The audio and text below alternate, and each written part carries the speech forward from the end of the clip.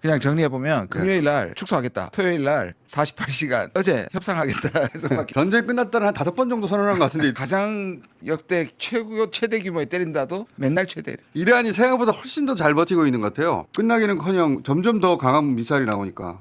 근데 지금 우리가 얘기하는 끝나는 것도 뭐가 끝나는 건지가 불분명해요. 전시 경제 문제인데 호르무즈 해협에서 통과해야 되는 석유 말고 이란이 비석유도 수출을 하고 있거든요. 이제 문제는 다 막히면 육로로 수출하는 게 있어요. 한 40%는 육로로 지금 수출하고 있습니다. 이라크나 아프가니스탄이나 티르키예 이런 쪽으로 육로로 수출한 물건들이 있어요. 이것도 버틸 수준의 수출은 하고 있단 말입니다. 그러면 이렇게 길게 오래 갈 최소한의 준비는 이란이 되어 있다라고 보는 것이 타당합니다. 처음부터 하지 말아야 될 전쟁, 이란이 갖고 있는 역량에 대한 평가가 전혀 안 됐다는 게 이제 어제 오늘부로 명확히 이제 드러났고요. 작년 6월 이제 이스라엘 이란 공격 8개월 동안에 그걸 이제 되풀이지 않기 위해서 철저한 준비를 했던 것 같습니다. 무기를 은닉하고 분산시키고 또 다른 전쟁이 있을 거라는 충분히 예상되어 왔고 그에 대한 대비를 철저히 해놨던 것 같고요. 일단 전기가 마비되고 이제 지난번에 이제 아슐리에 가스전이 폭파되면서 지금 70% 가정 난방이 되지 않는 완전히 이제 그런 이제 상태, 전기까지 이제 끊긴다 그러면 사회가 대혼란이 일어나야 정상입니다. 약탈이 일어나고 이제 상점에 이제 물건 사재기를 하고 이 정도 되면 나라가 망해가는데 해외 약 한 그 150개국의 이런 외교 공간이 있으면 줄줄이 다 망명이 하는 게 통상적으로 나라가 망해가는 정상적인 형태입니다.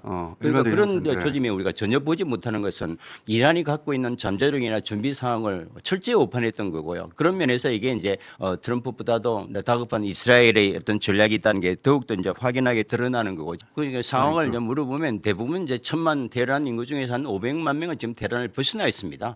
그 외곽으로 자기 고향에 가 있는데 문제는 남아 있는 사람들은 그 이제 필수 요원과 피난도 하지 못하는 가난한 서민들과 약자들과 환자들만 남아 있는 겁니다. 8만 1,000개의 민간 시설이 폭격됐다는 겁니다. 그러니까 이제 미국이나 이스라엘 이게 군사 시설이다 뭐 이제 산업 이제 전략 시설이다 얘기하지만 지금 이제 뭐 김정인 의원 더 아시겠습니다만은 비대칭 전쟁의 특징이라는 것은 한 사람의 표적을 살해하는 과정에서 8명 내지 9명의 주변에 같은 민간인이 같이 살해당한 8만 개 이상의 민간 시설이 폭파됐다면 그 중에서 이제 100개 이상의 병원과 학교가 포함되어 있습니다. 이것이 이란 국민들로 하여금 아무리 좋은 조건을 제시해도 이란 국민들이 이 전쟁에서 항복을 할 수 없게 만드는 겁니다. 갈수록 48시간 트럼프가 저우 통첩을 했잖아요. 호르무즈 해협을 풀지 않으면 뭐 고강도의 발전 시설을 하겠다. 이란 외무장관이 그 말을 듣고 참 트럼프의 은사와 이란 일개 외무장관의 은사가 다르거나 호르무즈 해협은 역사상 한 번도 봉쇄된 적이 없다. 지금도 호르무즈는 열려 있다. 전쟁을 시작한 자에게 그걸 통과시키지 못하는 것은 그런 기본적 상식이 아니냐. 봉쇄하지 않을 겁니다. 그런 발전소를 공격하면 이미 난방을 끊었고 전기까지 끊겠다는 거니까 이제 막다른 생존의 골목에 내모는 거잖아요. 그러면 이제 이란은 모든 것을 하고 더 이상 절제하지 않겠다고 했어요. 절제하지 않겠다. 그런데 담수란 건 이제 말씀하셨지만 사우디아라비아 전체 국민의 70%가 담수에 의존하고 있고요. 카타르나 쿠웨이트 같은 건 92% 이상 담수에 의존하고 있습니다. 물이 없다고 생각해 봅니다. 이스라엘도 마찬가지 아니에요. 이스라엘은 그나마 한 40% 이제 자급자족이 돼요. 이스라엘은 담수화 이제 공격은 좀 머리가 어렵다 하더라도 이거는 뭐 바로 이제 생존의 한계를 넘어서는 거니까. 근데 그보다 더 이제 두려운 것은 저는 이제 이 전쟁이 장기화 국면으로 들어서다고 이제 판단하는 이유가 이제 외국에 있는 그 미군 시설에 대한 이제 무조건적인 공격을 하겠다 선언했거든요. 걸프 영내 이외에도 그게 우리가 알카에다를 우리가 이제 생각해 보죠. 알카에다는 조그만 이제 무장 단체가 20년 동안 미국이 그 많은 예산을 써부터 20년 이상 지금도 알카에다가 전속하고 있는데 조그만 테러 조직이잖아요.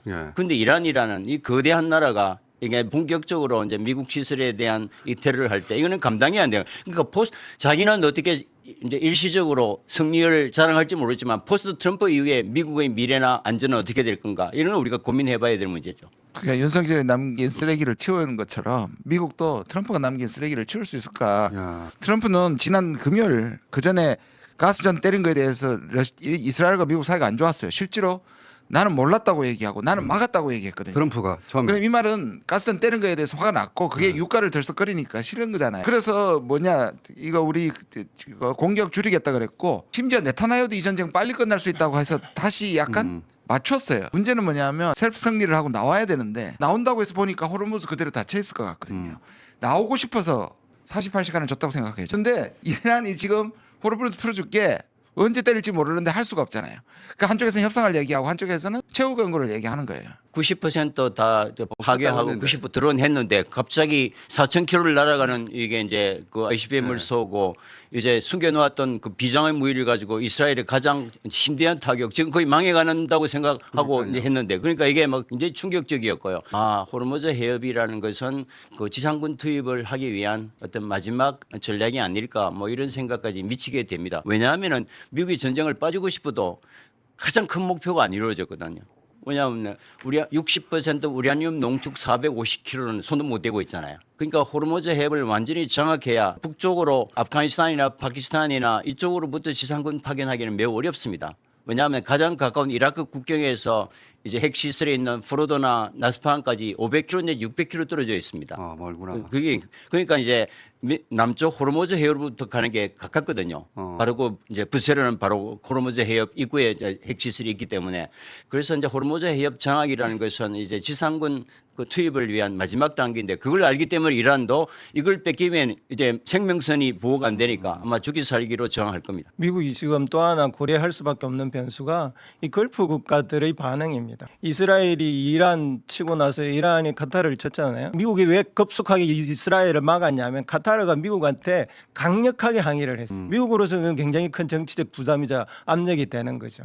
그러면서 점점 미국과 이스라엘 사이가 조금씩 벌어지고 있는 중이라고 봐요. 지금 전쟁 비용하고 또 아이스 문제 때문에 미국의 지금 아우성인 게 뭐냐면요. 아이스가 지금 공항으로 들어갑니다. 공항을 지키다 색출하기 시작해서 공항에서 평균 국내선이 2시간 반에서 3시간 동안 기다려가지고 아수라장이 되고 있습니다. 북한이 핵 개발할 때 미국이 전략적 인내라는 표현을 쓰면서 마치 그냥 없는 국가처럼 만들어 놔 버렸잖아요. 지금 이란에도 아마 이건 다 해결돼서 우리는 더 이상 안 볼 거야 이렇게 하고 빠져버릴 방법 말고는 지금 방법이 없다라. 그러니까 호르무즈만 풀어주면 난 나갈 거라고 봐요. 근데 이란이 풀어주나요? 그리고 이란이 설사 그렇게 한다 하더라도 이스라엘 가만히 있지 않잖아요.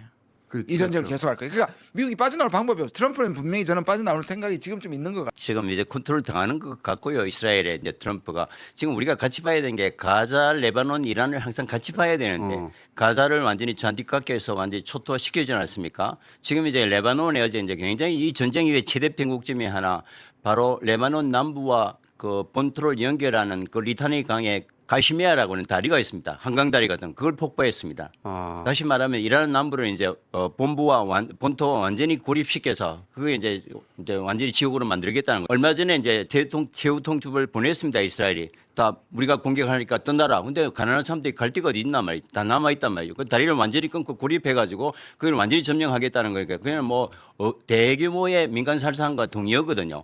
거기에서 이란도 지금 이스라엘이 마찬가지 전략을 쓰는 것 같습니다. 군사시설을 다 와해했고 이제는 이제 무차별적인 공격을 통해서 다시는 회복 불능한 지옥 상태로 만들어가겠다.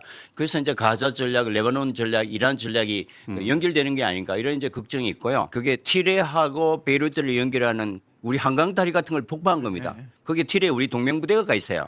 이스라엘 총영사 뉴욕에 그 있는 그 인터뷰는 굉장히 이 사람이 화가 많이 나 있고 이란은 그러니까 이 사람들은 지금 그들이 당한 유대인 학살의 경험을 다른 중동 국가에 그대로 되갚아주고 있다라는. 이란이 유대인 박해를 한 게 아니잖아요. 그건 독일이잖아요. 그 키루스 대왕이 바빌론 유스 때 유대인들이 잡혀와 있는데 그걸 해방시켜서 노잣돈 둬서 이스라엘에 돌려보내서 그걸 가지고 성전을 짓고 오늘날 유대교가 뿌리를 내리고 이스라엘이 했던 그 역사적인 배려를 해줬던 게 페르시아의 창건자 키루스 대왕입니다. 역사 공부를 조금 하면 이스라엘 이란 사람한테 그 평생 감사해야지 그래서는 안 되는 겁니다. 독일에 공격해야 되는 거 아니에요? 지금 자기들이 분을 풀려면은 왜 다른 나라한테 아랍 국가들하고 페르시아한테 이러냐고요. 이란을 지도에서 지워야 된다는 거죠.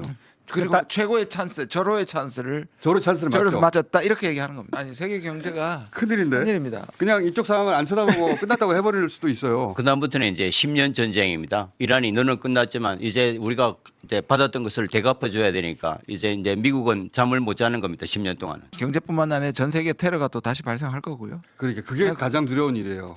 이 전쟁의 실상을 계속 뉴스로만 접하니까 그게 얼마만큼 참담한지를 사실 못 느끼고 있단 말입니다.